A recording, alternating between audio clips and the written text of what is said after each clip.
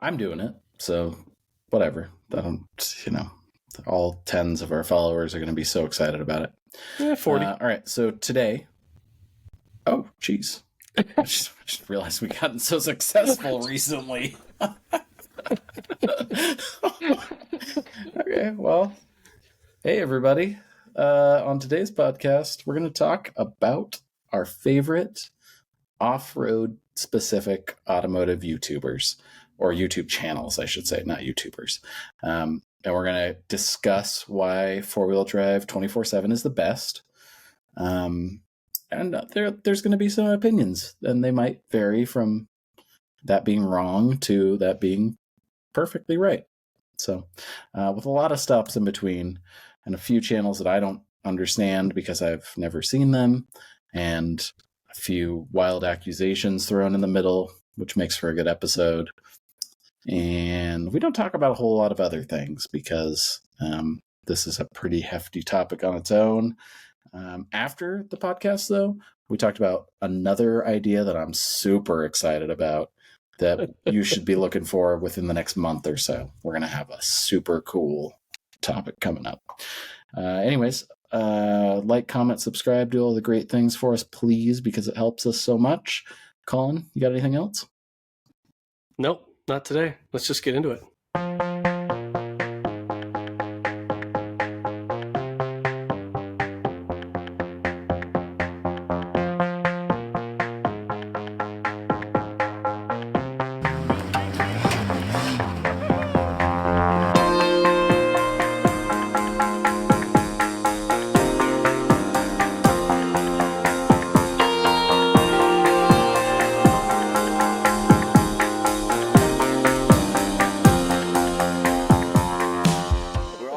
We're gonna handle Sean, and everybody's gonna finish together. That seems like it's gonna be that's beautiful. Campfire Passport.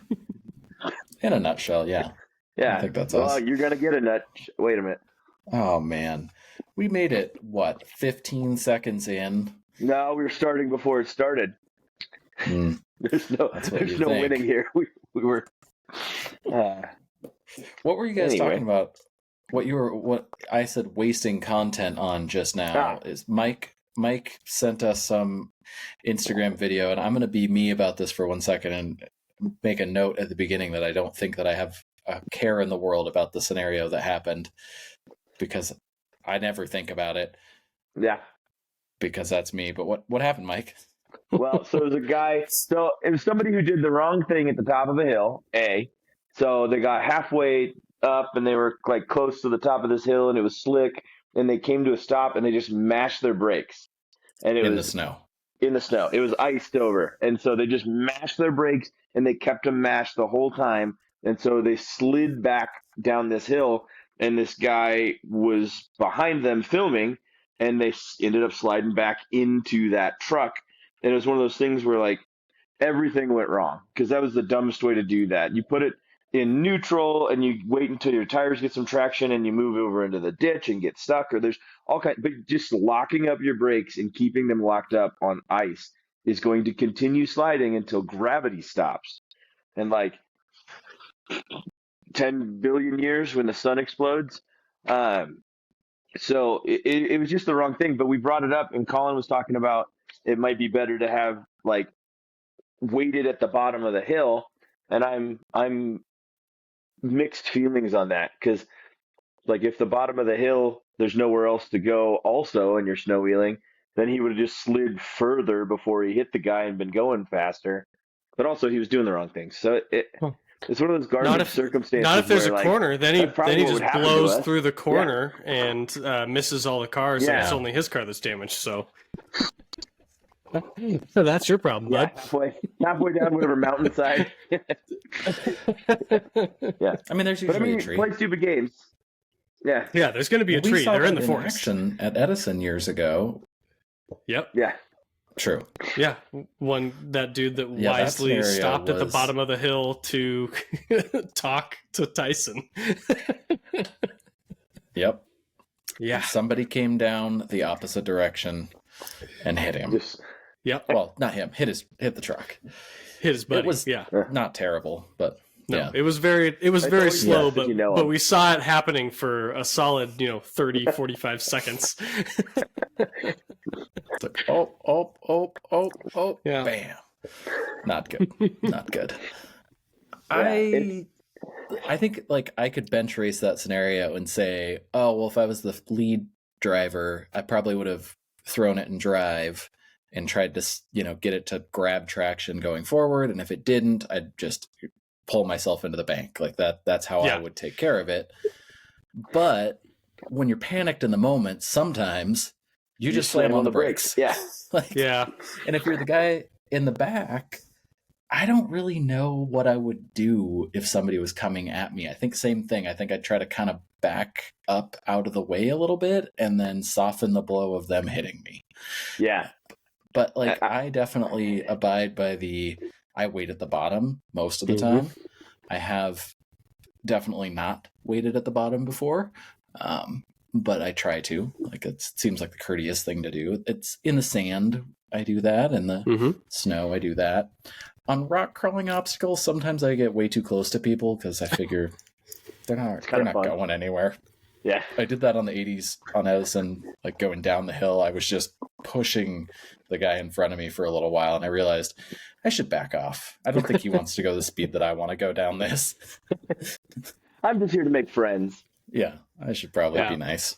Yeah, Mike, that video reminded me of one, I think it was just last year, that I reposted, and it was like 4 minutes long of this guy walking through all these trucks that had gone out snow wheeling, and they all just piled themselves up into one another. It was like 8, 9 trucks that had all piled themselves into each other, like so badly that like one dude had his wheel so basically the one guy had a trailer hitch on still, so that speaks to the level of experience we have here. So that ended up inside another guy's front wheel, so like he had ran into it semi sideways and it jammed it into the guy's wheel, so they were like connected, couldn't get unconnected. Then the next guy behind him, his front bumper is hung up inside the guy's fender. And it's just like, it was just this compounding effect. And it's like,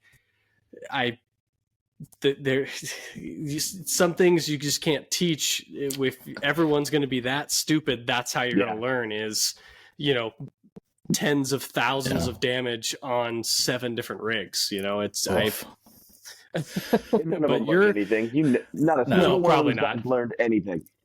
You're right though, Sean. Like leaving it so that you're you do get caught up in the air sometimes, but if you start sliding backwards, like my first instinct also would be get in the gas to see if I can mitigate, and if not, then turn towards the bank so that there's some kind of deep snow to slow me down or stop me or give me traction of some type.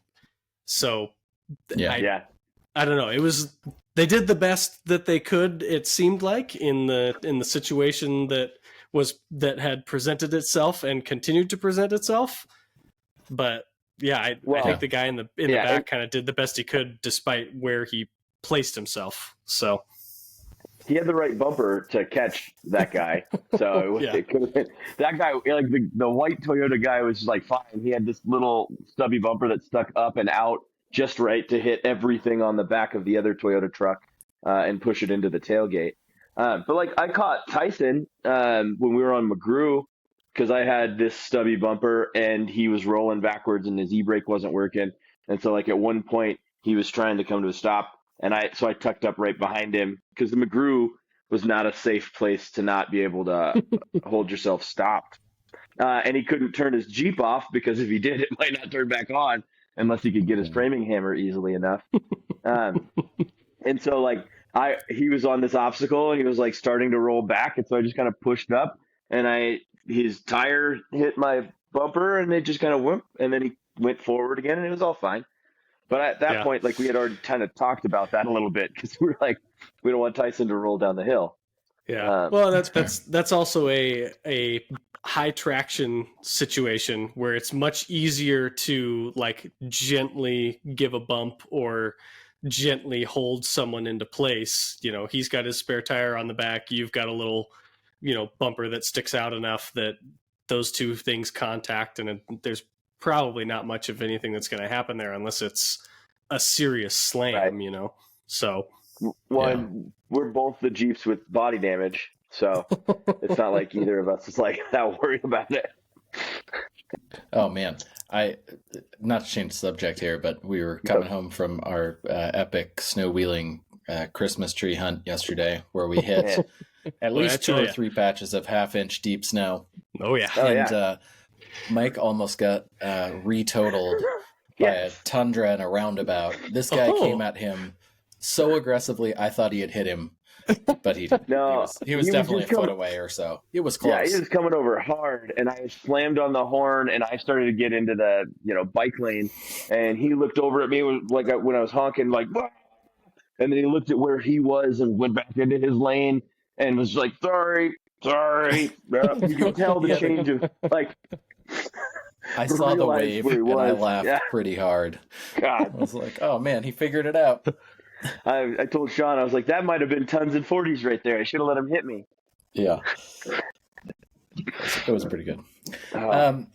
So, Colin, you want to run us through our main topic today, since this is technically your idea, so you can give me the rules because I didn't prepare. Okay. Yeah, I mean, it's a pretty simplistic rule. This was a last-second idea. I kind of just felt like, and obviously the rest of our group, if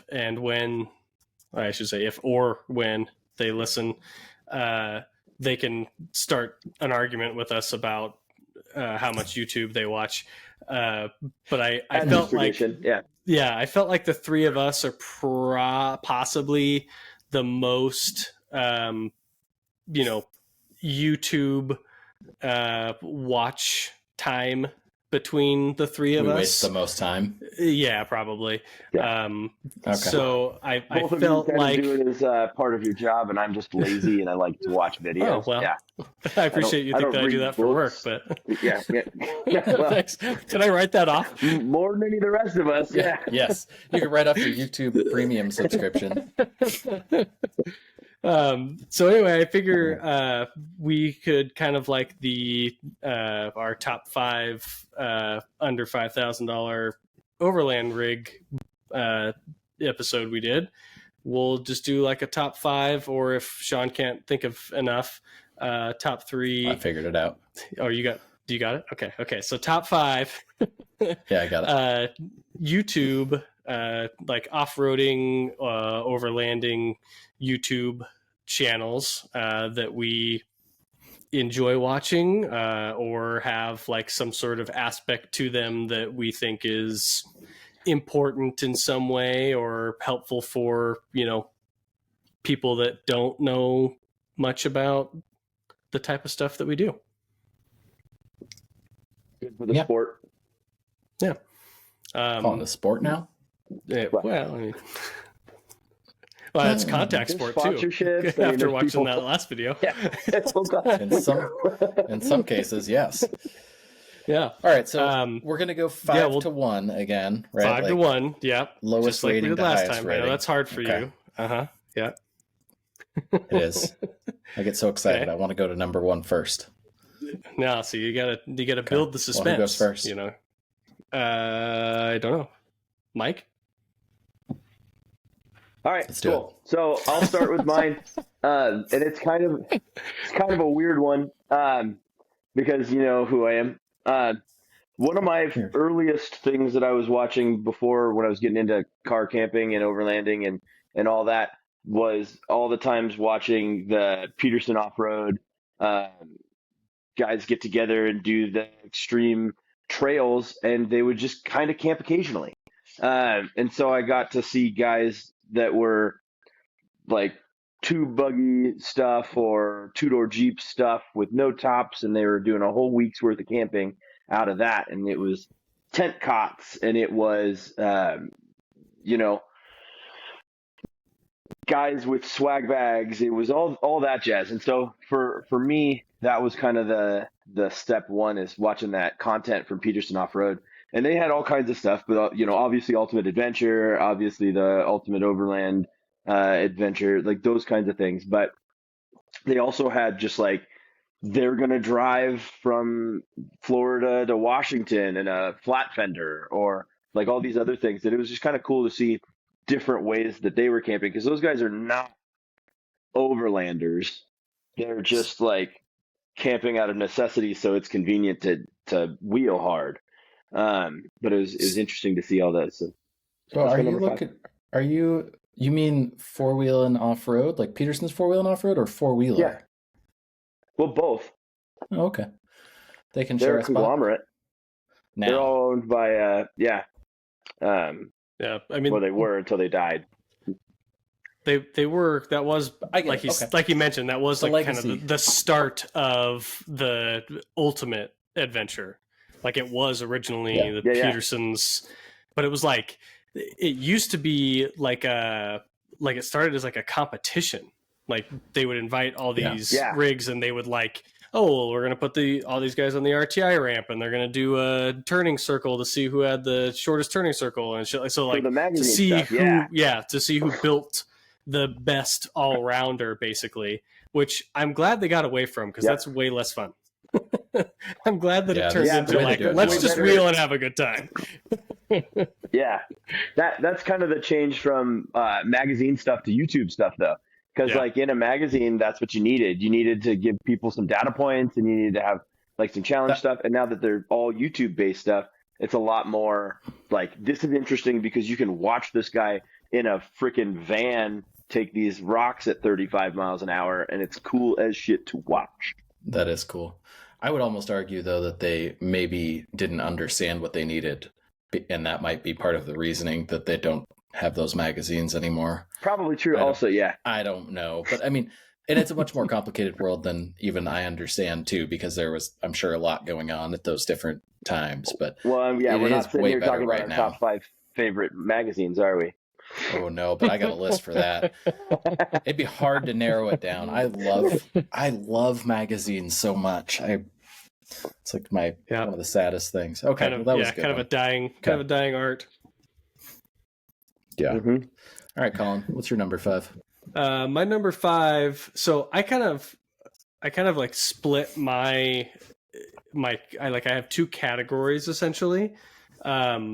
But they're all in the top 5. It's just that like as I was going through like making a list in my head, I had like channels that I thought of as like adventure channels, and channels as I thought of that were like builder series type things, like stuff like that. So, and you'll understand that as soon as I say the first one. Oh. So Dirt Lifestyle is my number 5, basically because he is probably the only like, hey guys, it's in the garage type of YouTube channel person that I can like stomach.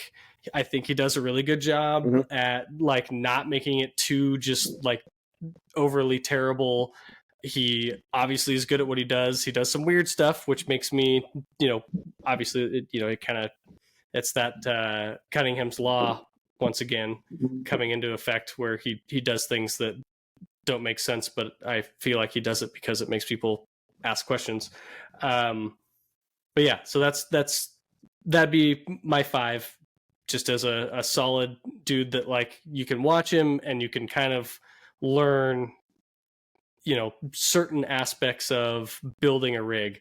I don't think that his content, as far as like trips and things like that, are as good because they're a little too YouTubey. He does a better job when he's with somebody else that's also a YouTuber. Like I feel like those tend to turn out a little bit better. But he does that cool trip with the for the power stop brakes thing. Like they do one a year. It's like the same 3 or 4 guys or whatever. And that's usually a pretty decent video as well. But yeah, so that's the 5 for me. It's good. It's good. So I have 5 off-road channels that I follow.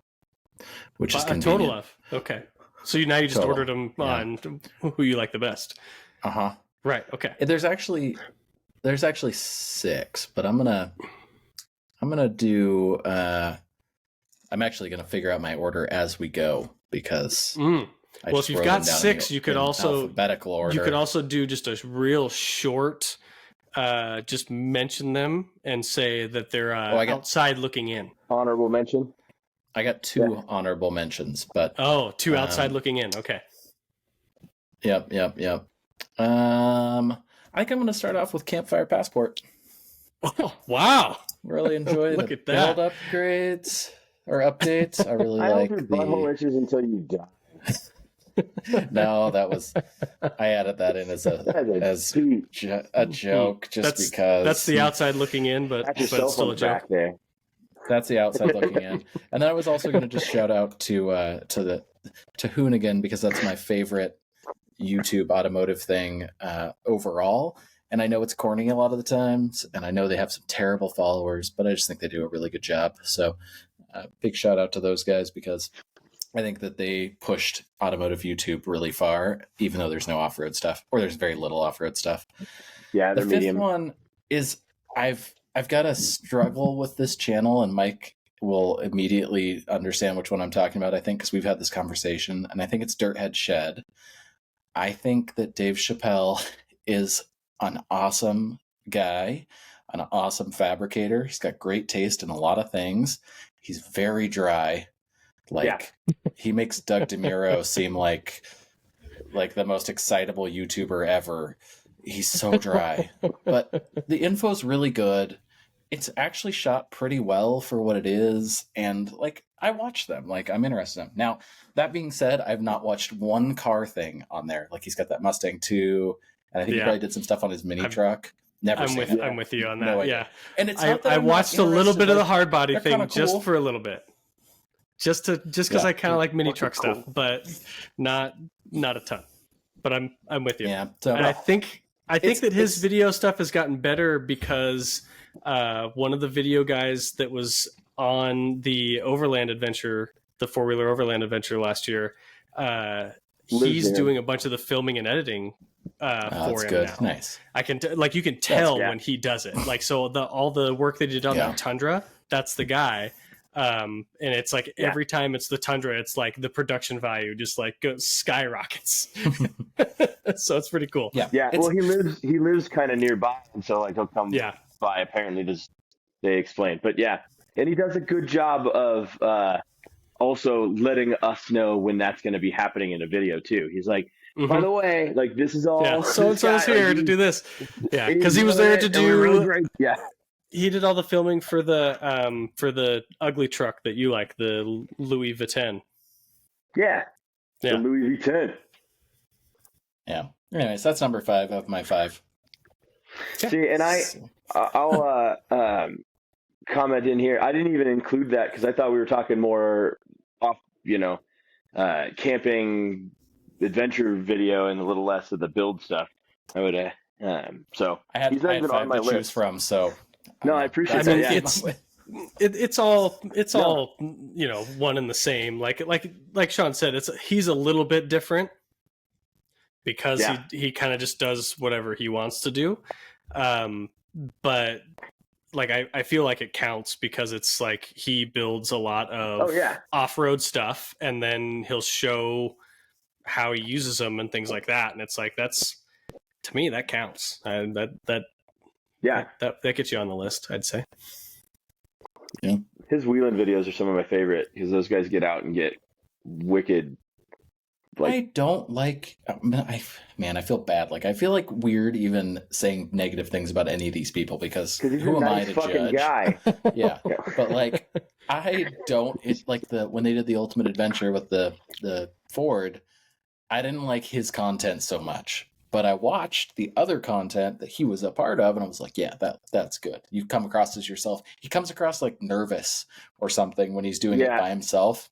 And he's kind of trying to film and do stuff, and I'm like, just play to your self-filming. Strong suits. He's not the strong suit on the self-filming thing, and it shows, and he admits it too. I think pretty regularly. Yeah. So No, and I sense. agree with that. I wasn't as big a fan of that. I much preferred the video put out officially um, than what he was putting out. But I mean, like when he To was your going point, and wheeling, like snow wheeling in his own rigs, or when he was going off, he went off and did a snow wheeling trip, I think, with Nate from Dirt Lifestyle, and like that was cool. And those kinds of things, because he really gets after it. You watch him, some of these YouTubers wheel, and like he wheels, like yeah. Well, if I even was on going to video. go with any of the people on my list, or probably either one of yours, he's at the top of the list. Like that's Oh, absolutely. it's a different list if it's people that I would want to hang out with. Yeah. Right. Yeah. Fair enough. Okay. All right, Mike. All right. Well, my number four was Dirt Lifestyle Nate, so it'll be an easy, quick pass through. Yeah. Oh man, we're gonna bounce around here. Probably. Well, I like we're gonna have a lot of the because same, I think. I'm sure. Yeah. It's because he's Spoiler not. alert. That's why we're talking about it. It's not the biggest segment on YouTube, but there is some really good stuff in it.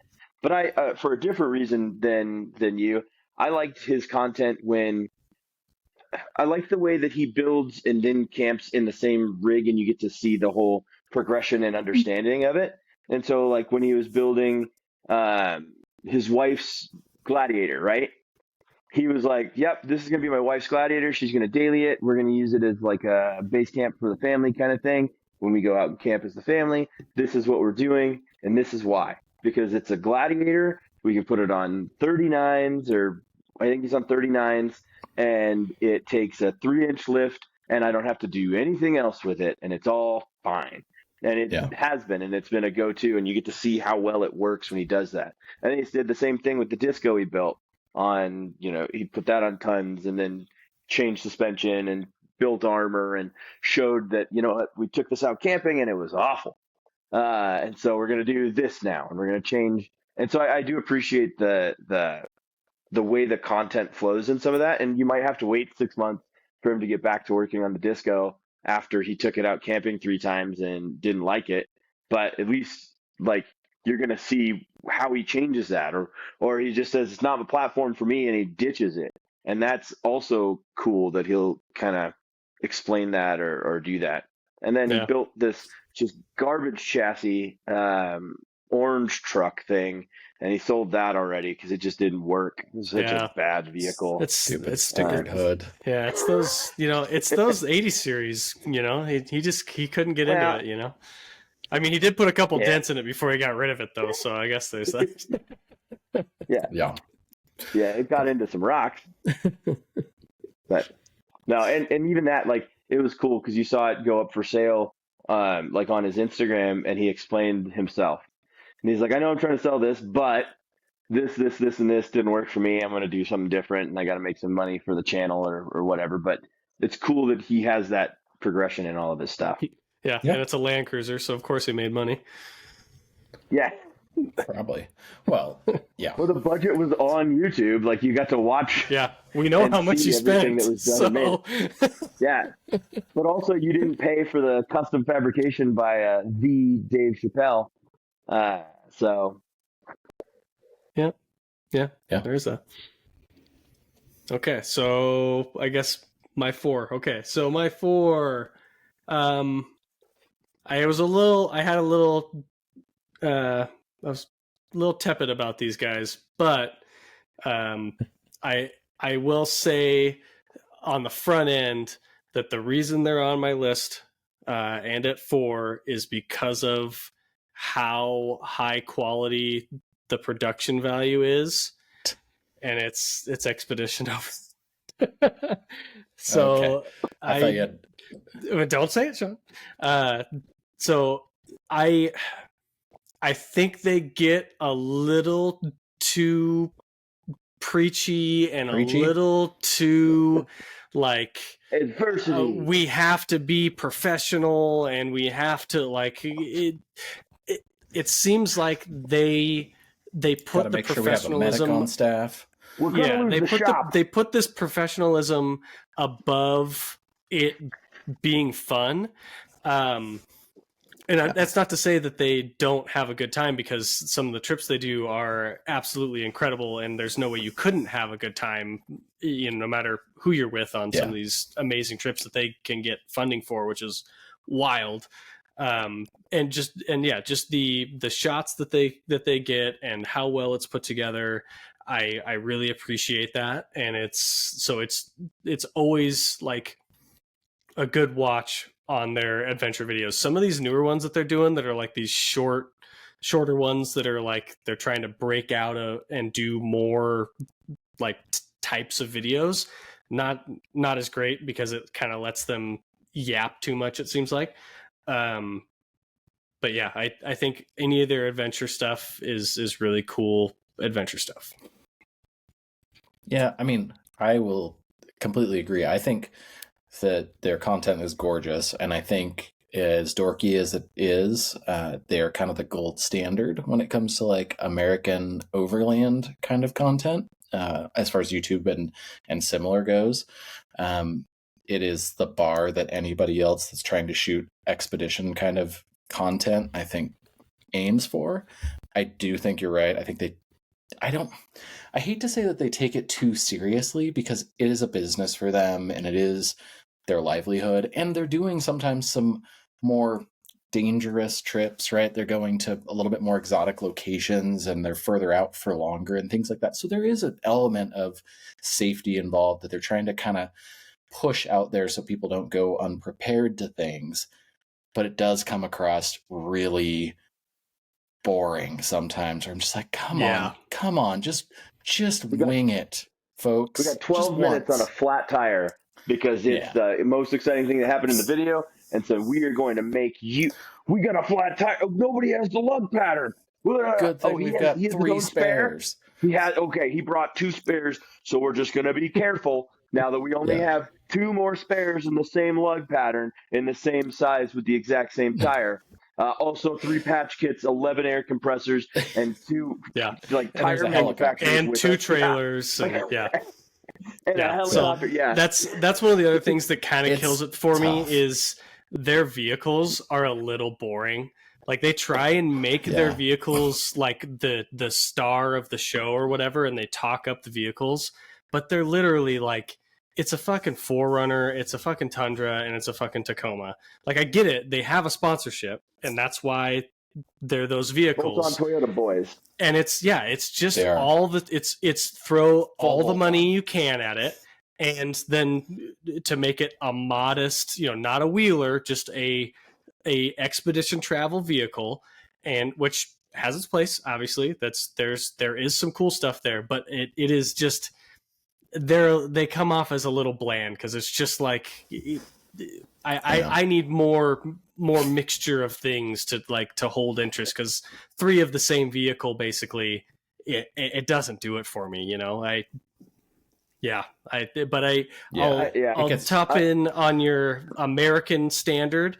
I think that's definitely the case. They're also the last American channel that I have on my list at 4. So, oh man, okay. Well, I have a couple, but I unsubscribed. I couldn't watch their stuff anymore. It just it's too dry. It won't hold my attention, and I couldn't. So I don't even follow them anymore. Yeah, like I said, it's just the expedition stuff. Just watch the expeditions, because it's like that is such a great quality as far as video goes. Like that's where it's worth watching. Outside of that, I don't know that it's worth it. Go ahead, John. Sorry, I interrupted. Well, like I said, speaking of dry, I have what I refer to as the second most cinematically beautiful overland content on YouTube that is American made. And that is The Story Till Now. Yeah. I will watch this guy's content with the volume at 2 regularly, just because I want to see it. That's a good plan. Yeah, he's the drone man. Again, I think he's probably a pretty cool guy. I actually enjoy a lot of the things that he does and that he talks about while he's doing it, but he's really dry. Yeah. And it's very slow. And there's very slow pace. If I had to critique it, there should be a little bit more voiceover in the scenarios where it's the in-between, because sometimes they're just driving and I'm like, what's going on? What am I looking at here? What? I can see all the you stuff. gotta turn the volume up. Yeah, good point. Well, but you music, got it's cinematic. Got a couple cool rigs. That's cool. Yeah. That get used pretty They're lightly, okay-ish, but whatever. I think that the best video that he's done was the one that we all talked about a little while ago, which was the supercut of all the snow wheeling, and it was just snow wheeling. Yeah. That's it. Like, it was just every supercut from every snow wheeling trip. Basically, no talking, just music and freaking snow wheeling, and it was like, yes, this is you've hit your peak, my friend. I don't know. That guy must have a background in videography somewhere else. That's the only thing I can think of, because the drone shots are gorgeous. Most everything else is gorgeous, and I don't think he's got like a camera crew. I think it's maybe one other person, maybe two. I think it's mostly just him. It's good. Mm-hmm. Yeah. Anyways, I think it's beautiful, and I think it's worth a watch for anybody that hasn't watched it. Just be prepared to fall asleep. And the Waihe one's pretty good. I liked it. Or the Oregon Outback one. Sorry. Yeah. Oregon Outback. Yeah. I thought that was good. Well, and on that same, we can just keep talking because that's usually what we do here. It's my turn now, right? Is that what I'm saying? Yeah. Yes. So speaking of people who are dry, and Colin's going to hate this guy specifically, but also like his friend a lot. Trail Recon. Early on, there were some issues. He was giving out locations and everything. And so I'm not a fan of that. I get it, but I like the way that he did his videos. I like the way that he shoots them. I like the way that he talks and narrates and explains his stuff. I like the places that he goes. I started when I was in the Marine Corps. I wheeled a bit in a JK down in Southern California, so I know a lot of the places he goes to. So I appreciate that. And he does like have a good crew of people that he hangs out with, which I appreciate. And so you'll see like Marcos out there and in cooking and some really good food content. And then you'll see, some wheeling, and you'll see some camping, and you'll see some van stuff. Like he's got a lot of stuff going on. His sons are now involved, and they've got rigs, and you guys will like that. One of them's a Toyota, and so that matters a lot to Sean. On Toyota, yay! Stock, like it's fun. I've never heard of this person, so I have heard of them. I guess I shouldn't say that. I don't know. I'm not familiar with their content. I'm looking at it currently. Yeah, like Mike said, I can't really get into it. One, like he said, he kind of burned my bridge real early on because he used to post geolocations for everywhere that he went, and it was just like, dude, you've got a huge following somehow. Please stop doing that. Like, that is exactly how we ruin places that are, and I get it. The likelihood of people going out as far as he goes in certain cases is probably low, but giving people exactly how to get there almost it's just a great way to ruin places for everyone else that likes to go there, because you get a first timer out there that fucking ruins it for everybody else. So that kind of burned it for me. But yeah, he's pretty bland. He's pretty bland. All of his vehicles are really bland, and it's just like the best rig he's got is the Cherokee, and that's even bland as shit, because he just only wants it to be like this resto mod thing, and it's so boring, man. I don't know how hard he wheels either. So this is just our list of boring YouTube content that we follow. It turns out, but I like it, and I like it. No, I appreciate it because he's very accessible to people who are new, and so that's the big thing. He does a lot of if you've never been out before, these are the things to know, and if you've never gone camping in your car before, these are the things that you should bring. Then you don't have to spend $1 billion to get started, but you got these, and so it does that, and I think that grows the community. And there's a middle ground between giving away all the good spots so that they get ruined and getting people into doing this that we're doing, so that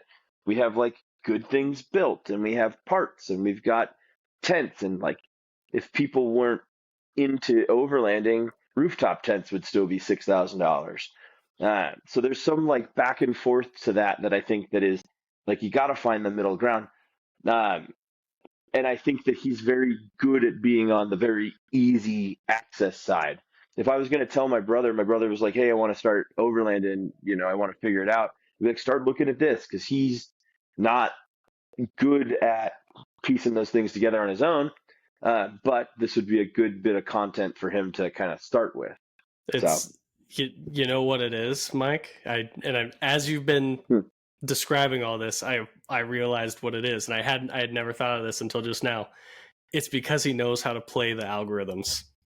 He literally, all of his videos literally play like the algorithm playbook for him to rate high as random YouTube channel will, so that it rates high on anybody's feed rather than just the people that are into it. Yep. Yeah. Yeah. So that almost bugs me even more, honestly. Yeah. Well, it seems a little fake. Try it. Yeah, I don't know. I mean, I'm sure, like Sean said about about someone previously, I'm sure he's a real nice guy. And he does come off as someone who's probably a really nice guy. Like you said, Marco, who I've met and hung out with, and Marco is like over the top, super nice dude. Like, nice guys getting together and doing stuff. It's kind of cool. I don't think he does like a ton of real hard wheeling. It's pretty much like the top level, like overland challengey stuff. And then, but I don't see him do a ton of like things that are like, oh, that's a sick wheeling trail. I'd want to do that, He's been extra medium on some of that stuff, but now that silver JK he has is all like stripped out and it doesn't have all camp gear anymore. It has like a super lightweight camp setup in it. And like he's taken that on the Rubicon, he's taken that and done some more like actual trail stuff and a little bit less of the like camping stuff. Mm-hmm. But yeah, he doesn't like the red 392 he's got, he doesn't take that wheeling hard.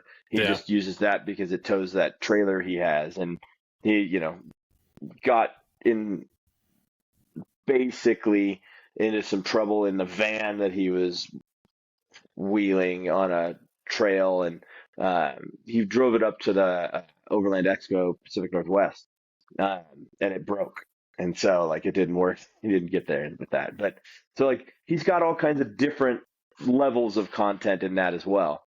But you're right, he covers such a wide span that if you're into one thing, you'll find him and you might watch some of his other videos, and that adds a lot of YouTube value.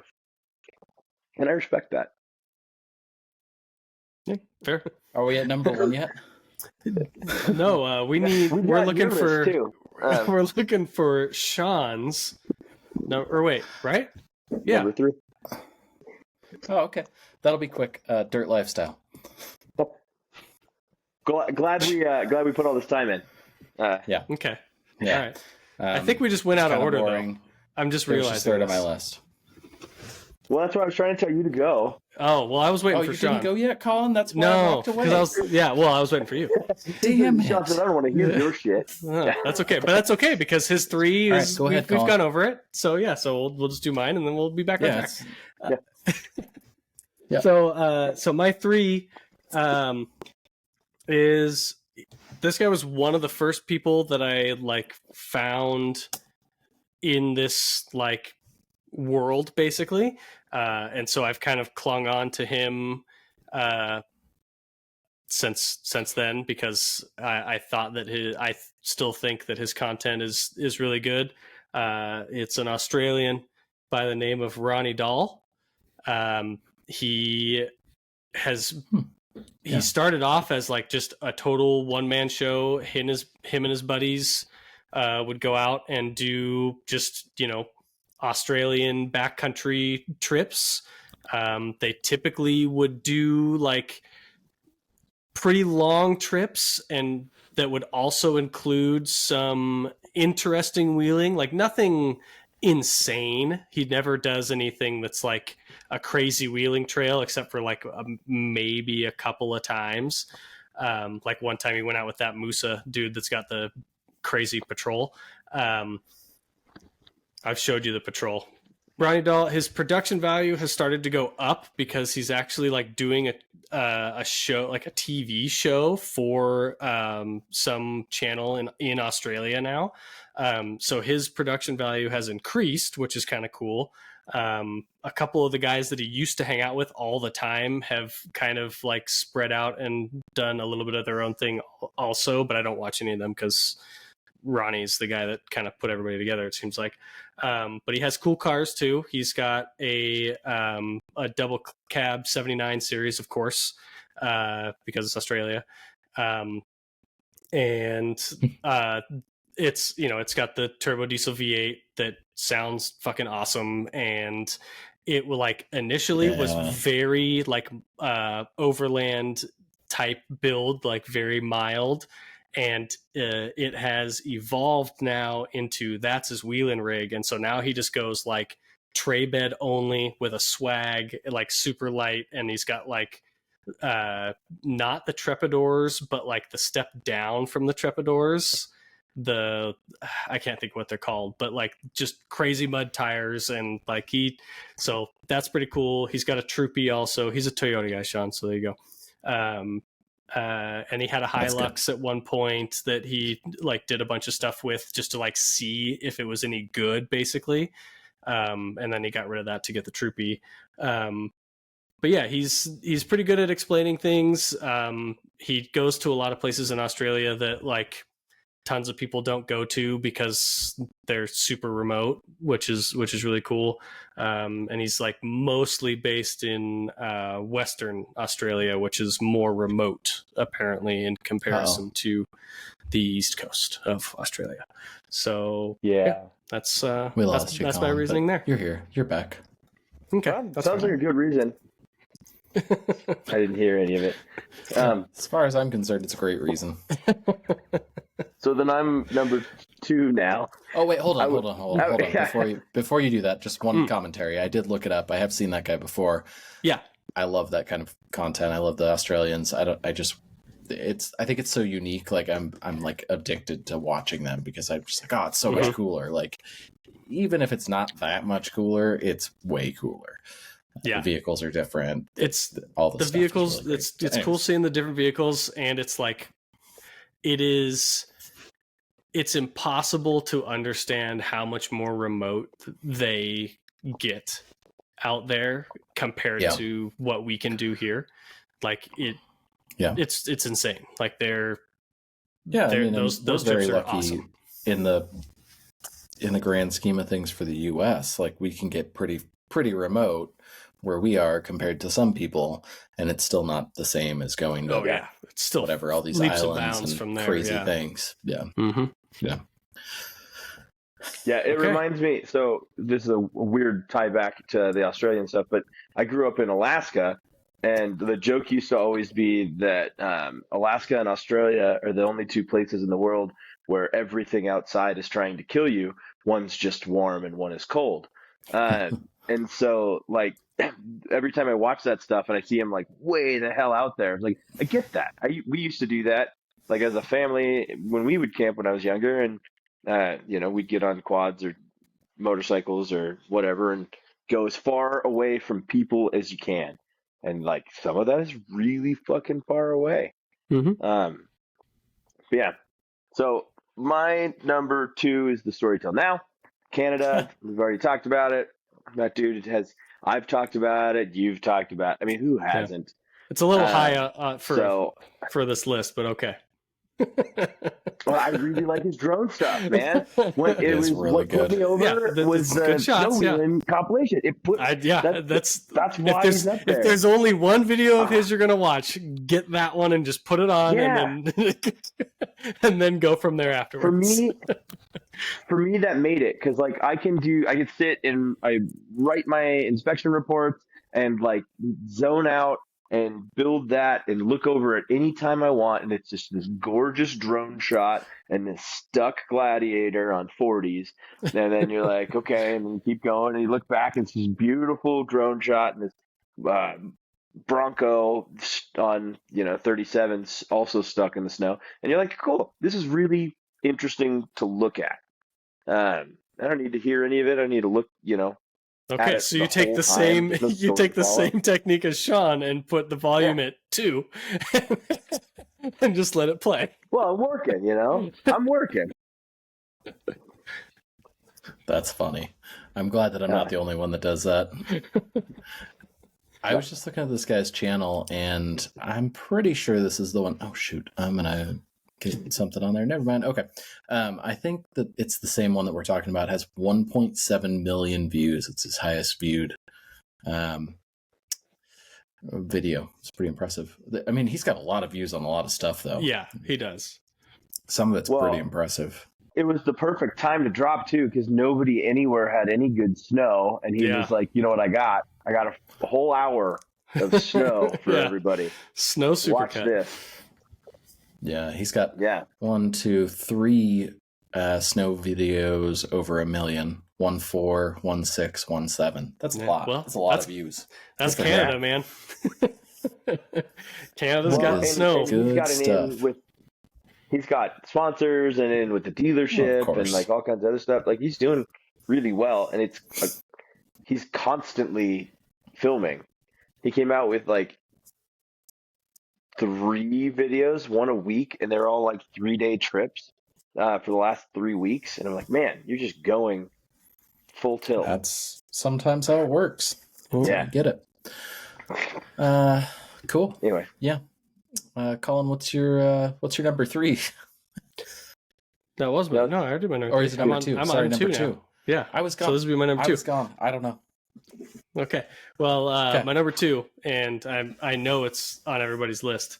4-wheel drive 24/7. I mean, how could it not be? Yeah, I mean, I don't know. It is the gold standard. I don't know why anyone here would not have it on the list. Standard in the U.S. 4-wheel drive 24/7 is the gold standard. It is it. Yeah. I mean, truthfully, it's the best one, and we're not going to talk about it. I mean, it's one of those things like you don't even have to, like, because if you think of Australian wheeling videos, it's them. Like that's what everyone thinks of and sees, and the people on it are good personalities. Some of them can be a little much for some people, I'm sure, but overall, like, them as a group, everybody is pretty entertaining to watch. So yeah, I think all around, even like the side like the spin-off show with the camp, like the caravan camping, like the first one of those I saw, I was like, it's not that good, and then I've watched every one of them, so it must be pretty good. Of course. Yeah.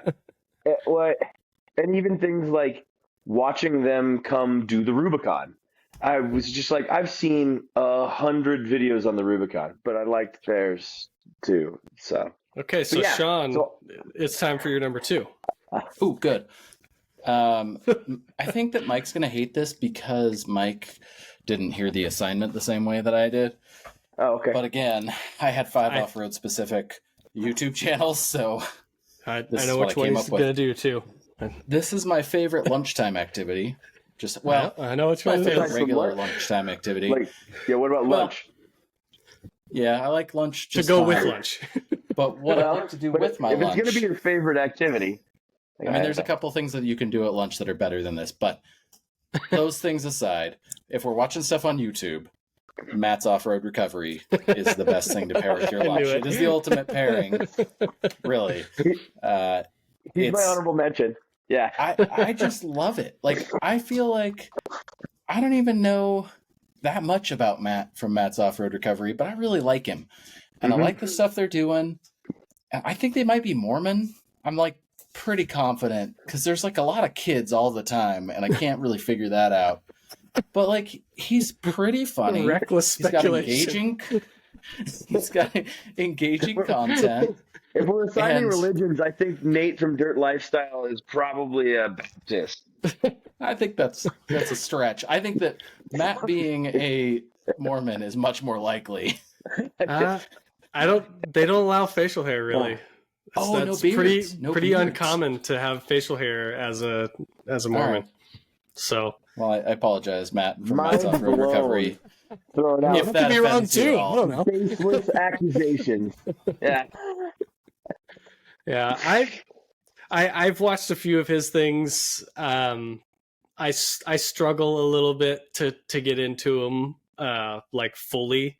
I think if there's one kind of like your story till now, Mike, he might be my story till now, like where I can put that on in the background with no volume and be working on my own stuff while that just kind of goes. I can look up and see how stuck something is or how broke something is, and then go back to doing what I was doing because I don't really care about the rest of it. Well, yeah, I think that's part of the lunchtime thing, right? Like, I'm not really concentrating, but I will say, I mentioned this on the podcast, I have learned a couple things that I didn't really realize I absorbed until I got stuck on a rock on a hill where I couldn't get to a proper winching point. And then all of a sudden I was like, man, I got to winch uphill and up in elevation because that'll lift the front of the truck. And I was like, where did that knowledge come from? Oh, I know where that came from. So I don't know. I think it's fun. I do the same all the time. Yeah. It's not the best anything. It's like when I brought up the my number one pick for the rigs under $5,000, and I said something about the Land Cruiser, like it's not the fastest, it's not the best, it's not the biggest, it's none of the best, but altogether, I really like it, and that is it's a grilled cheese sandwich. But that's not. Well, no, I see where you're going. I see where you're going. I agree. I agree. It's not a lot of great ingredients. It's not super high end.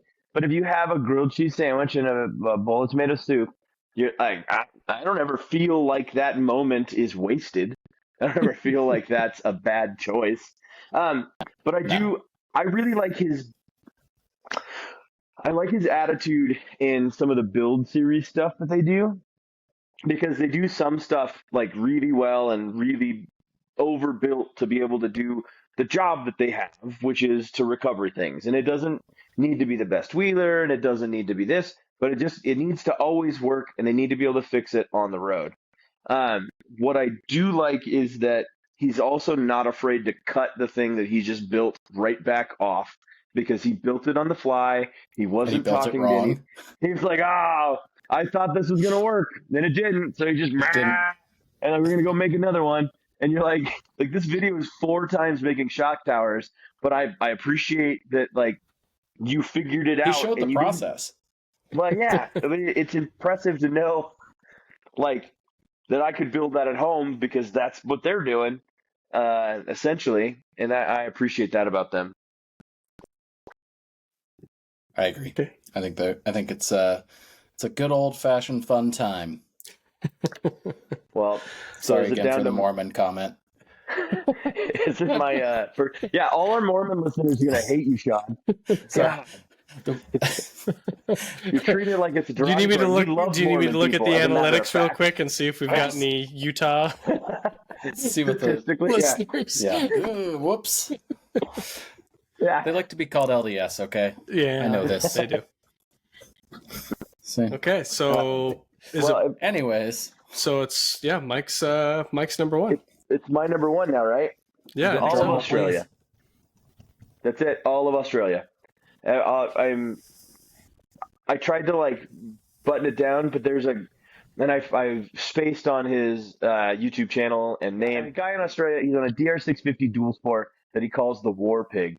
And this guy is like a trials rider by lifestyle, but also puts out YouTube videos where he goes and all over rural Australia on this mostly stock, well-tuned Suzuki motorcycle, dual sport, street legal, and goes way out into the middle of nowhere and does all these like well tracks and does all these really cool, interesting spaces.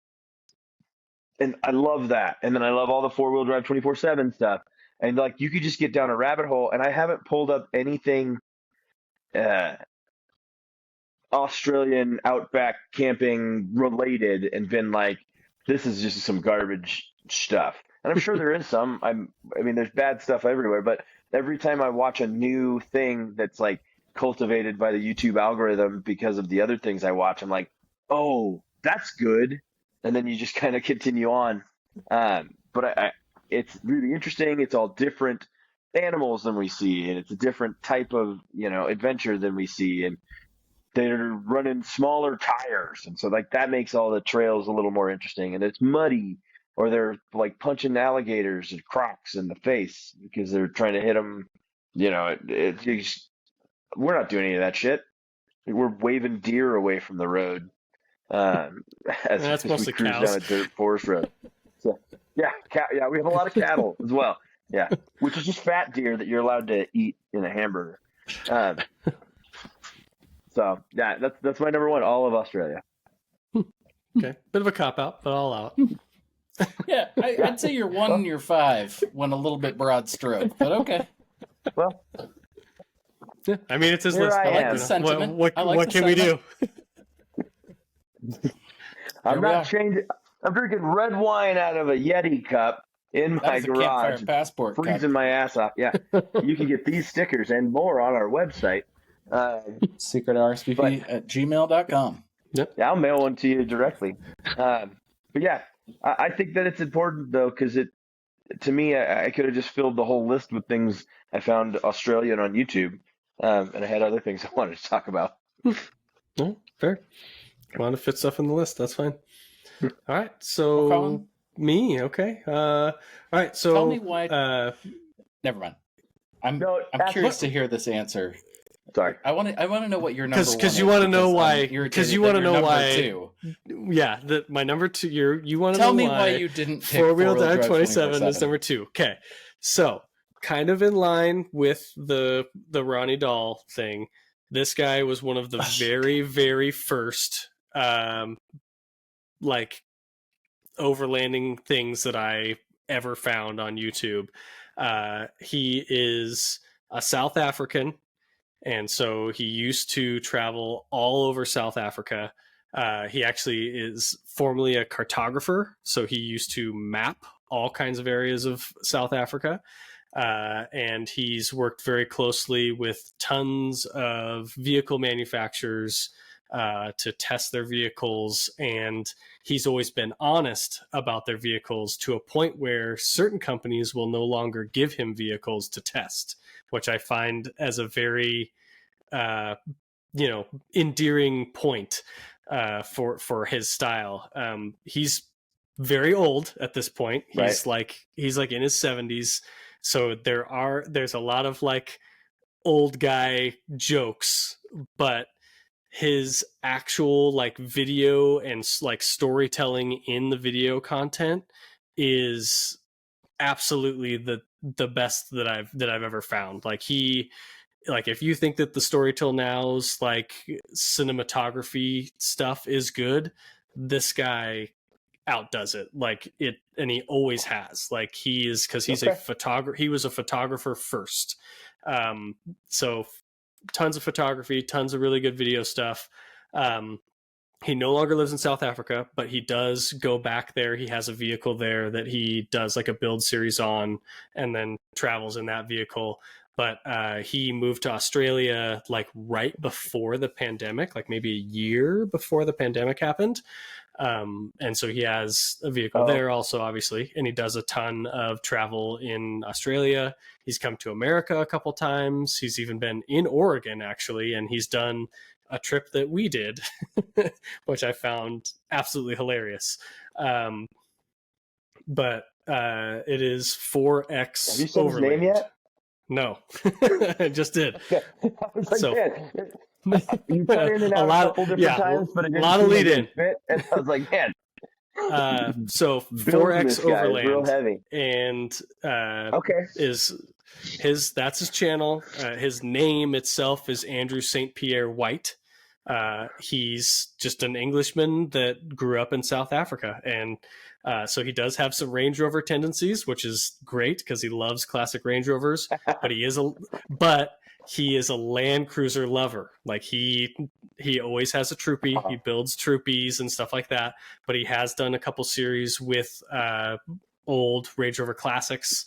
He did this really long trip where him and this group of buddies of his took 4 vehicles, one of which was his Range Rover Classic, on the Canning Stock Route, which is a major trail in Australia, and they were the first people to go through after the pandemic. Like no one had gone through. They got early permission, like they wrote to the government and everything and got early permission basically to do a pre-run of the trail to make sure that the wells were operational and things like that for when it fully opens up. And the Range Rover did it. I mean, just this old, that's one of those, like semi-restored, like very stock Range Rover, and it was awesome. It's just a great show. Yeah, that Canning Stock Route is one of the ones that the guy on the DR650 did. That I was just like, no freaking way. Yeah, like it was super cool. Yeah, I think it was that. I got it. It was like 15 or 20 wells that you just go two and two and two, and it's just like a super long. Yeah. You basically you live by the wells because that's how you mark how far it is, and then some of them are operational, some of them are not, and you have to pull water out of some of them because not everyone can carry that much water. But yeah, I mean, it takes those guys, upwards of 2 weeks to do that trip. So it's like we talked about before, cool. how remote it is, that's, but yeah, his cinematography side of it is way above and beyond most of the other stuff you see, and his ability to storytell as well. And that's kind of why I've liked it forever. He also wheeled, one of his really great ones was when he was still in South Africa, and he wheeled a LR4 when it was brand new. He got one from Land Rover, and he went and did this track in South Africa that they were like, dude, you shouldn't take this. You should not take that out there. And he was like, well, they say that it's this good. I might as well go out there. So 100% stock, low profile tires and everything. And like the guys that were with him were in like a D90 that was like on 35s and like crazy travel. It was just Land Rover, a couple more Land Rovers basically. And like he did the whole thing. It only got like a little bit of damage on it. He did blow a couple tires, but it was because they're low profile and they would get pinched basically. So they would like just DB'd because they pinched. But like, I mean, he put that LR4 through some shit in stock form that was like, all right, dude, this is awesome. Like he's the guy that does like he's got like the record thing from his like GoPro on the mirror. There's like a whole YouTube thing where, or not YouTube, but like an Instagram thing where he showed that. Yeah. Mm-hmm. Yeah. But I mean, he's done some amazing stuff. I mean, he's done like the full length of the Okavango, like it just like taking it from the ocean all the way to its source, basically just all out in the backcountry of Africa. Like I mean, he does really cool stuff, and yeah, it's super good. Like you can pick any one of his trip videos and start it, and it's really cool to watch. Yeah, I mean, it's a deep cut. Good job. You just like cooler banded the two of us. Like, oh, you think that's good? You should have heard their side project in 1983. Overland hipsters. This week on Campfire Passport. Overland hipsters. It's good. Well, my number one is 4-wheel drive 24/7, which is the only answer. Yeah. By the way, for number one. Unless it's number two. Yeah. Probably cooler, but mine is, Yeah. Yep, it's the old standby, and they're the best. That's all I can say. They just wake up in the morning and piss excellence. Yeah, they are basically like they're probably the most entertaining to watch. Like wholly entertaining. there's some pretty good cinematography here and there, but it's like good production value. The guys are entertaining. What they're doing is always like the hardest trails, so it's like it's great to watch that. Yeah, they take stupid stuff up stupid stuff, so it's like it's but yeah, it's the camera crew and production value is great, and so like I think that helps a lot. But yeah, for entertainment value, like those guys absolutely top the list. Like I don't think there's anybody that's even remotely into off-roading or overlanding that could watch that and not be entertained. Like that's they do cool stuff. Like they bring the 40-year-old rigs out and they're trying to do, they have just enough excitement about it, and so the front drive shaft has got a loose CV joint, and so I got to try and do this in 2-wheel drive, and it's not just production stuff. They roll you under the car and it's just like thunk thunk thunk thunk, and you're like, yeah, that's broken. So it makes sense because you're wheeling hard. It's not like some of these other what's the other overland place that I unsubscribed to? Anyway, they're fake adversity because it needs to be clickbaity, but it's like, that shit broke. That is broken, and you can see it, and it's really interesting to see like what they do about it. And I like it when Shano gets really uncomfortable at weird angles and high places. He has a fear of heights, and it's like you can see that is real. He's not just messing around with people. Yeah, their cooking segments are always just gold. Like no matter what's going on, it is so good. We've talked about this, but I love that you can tell a lot of times it's like 11 p.m. and they're like putting something in the Dutch oven and they're red-faced, drunk as hell. And I'm like, man, this is awesome. I love it when they big store-bought fish out of their cooler and talk about how they caught it and the fight, that thing put up. Oh, it's real convenient. You were able to freeze, package that one year. I mean, I think it's great. And I originally thought some of the side things weren't as good, the Daryl and the pony or whatever, the different things that they do. They're still pretty damn good. I still watch most of the content and I like it. The only thing I wish is that they do the Beers in the Shed, which I have a hard time watching. Just me, this is not a thing for most people, it seems like, but I have a hard time consuming podcast type content on YouTube. Yeah. It's a thing that people do, and thank you for listening to ours if you're listening to it on YouTube or watching it. Yeah. But I don't. And so for me, I'm I just wish I could listen to this in the car. And I guess I could probably figure it out, but I haven't done it, and I'm not paying for YouTube. Sorry, YouTube. I totally understand that. That's fair. Those are the most lackluster videos, but they're trying to hit every note because they can, basically. And I think that I'm with you on the with Jocko and Jesse.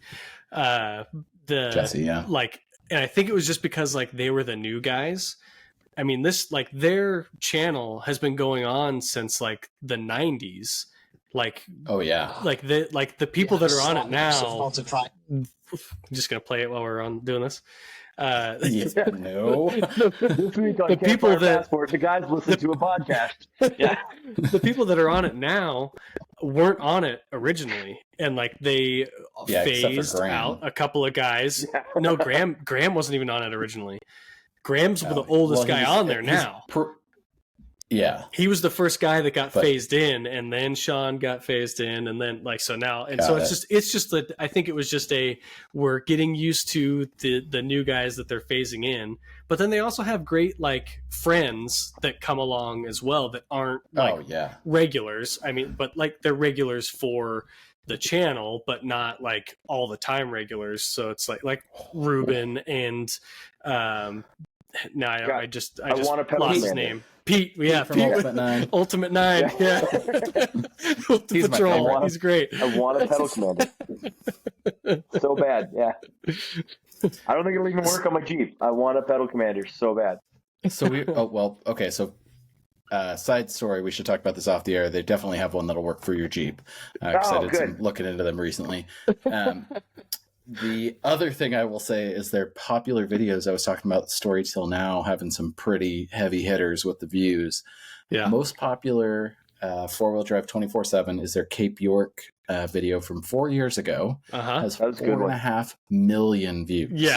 Yeah. And then the third, ironically here, the third most popular is when they're in, I'm pretty sure it's Tasmania in the snow, 3.7 million. I remember that one too. Cool. Yeah, that's a Tassie lot. in the snow. They've got a solid, I don't know, 20 over 1 million views, maybe 25. Yeah. Maybe 30. Not it's surprising at all. Yeah. Yeah. They got to pay a production crew and like editors and all that stuff. And so I get that there's a business side of that, but also like it makes the content so much better. And I agree. Well, it's not boring like that other place we were talking about that has great content, but it's boring. Yeah. Like 80% of our lists, we were terrible. All of us were just down talking everything we were about to say. I'm telling you again, I can screenshot. These are the off-road channels that I follow. Well, here's the thing too, Mike, is you gotta, like I was saying, how Andrew St. Pierre White, that like he has relationships with car companies, and he's so honest about their products when he gets to use them that they have pulled his ability to get products from them. But I would much rather have people be honest and give me they're a little boring because of X, Y, and Z, but if you watch it for this, it's totally worth it. Like I'd rather know that on the front end than be like, wow, these guys had this dude on the top 5. This is boring, and like much better to just let it all out. Leaders. Yeah.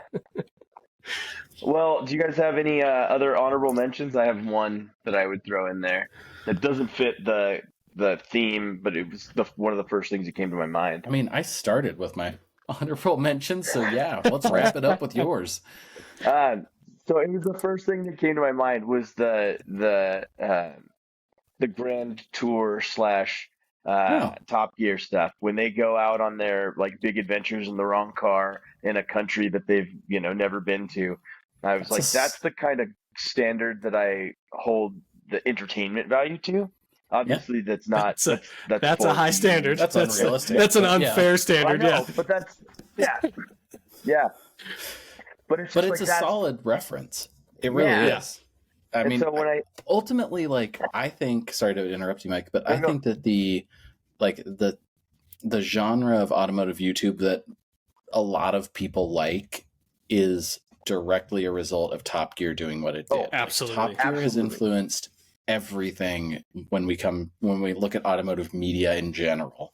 And so to see it trickle into off-road, that's pretty cool. Like that's a couple of steps removed, and I think it's definitely a cool thing that's worth it. So no, I agree completely, and that's why I wanted to bring it up, because I was like, it's not a YouTube thing, but you can find clips on YouTube, so there's that close enough. But like that's the standard. That's what I want to see. If there was a the build series for Onyx that we talked about for a couple of episodes, I wanted that to be more Top Gear-y, because I was like, man, you got 3 teams, they got to do something in a place they're not used to, and nope, it wasn't as good. I wanted it to even man, I feel like I just keep dogging on stuff, but I wanted it to be like Monster Garage even. Like just give us that level. Campfire Passport, Sean hates YouTube. I mean, I think when we started talking about this podcast, we knew that what was going to happen was that Colin and I were just going to talk shit about a bunch of different things. Well, yeah, if anybody was going to, it was definitely going to be me. So, yeah. So, and I'm just anyways, like, I like videos. I like seeing stuff.